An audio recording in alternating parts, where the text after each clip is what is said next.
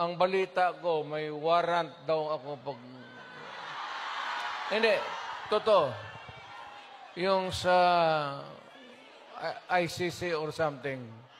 Matagal na akong hinahabol ng mga putang ina.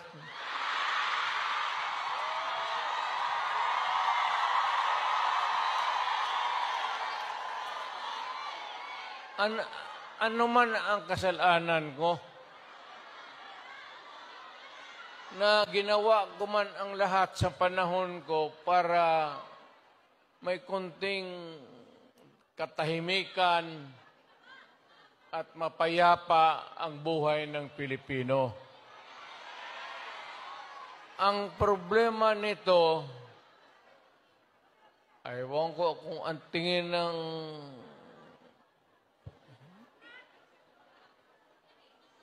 ako'y raw yung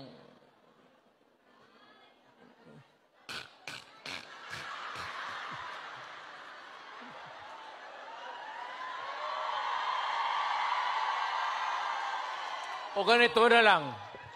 Ito ganito na lang. O sabi ko, assuming na totoo, totoo talaga yung naririnig ninyo.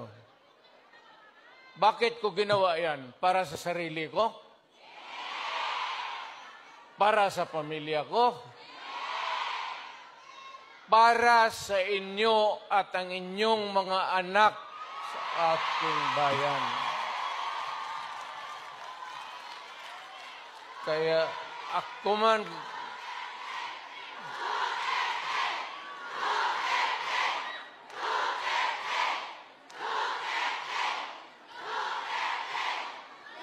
Ang higiin ko na lang sa inyo, total, kung ganito man talaga ang swerte ko sa buhay, okay lang, tatanggapin ko yan.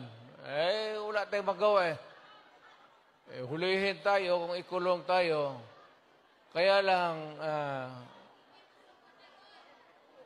meantime, mag-contribute kayo, baski $5, $10, para paglabas ko sa presuhan, pagawaan ninyo akong monumento katabi ni Rizal. Si Rizal may hawak na libro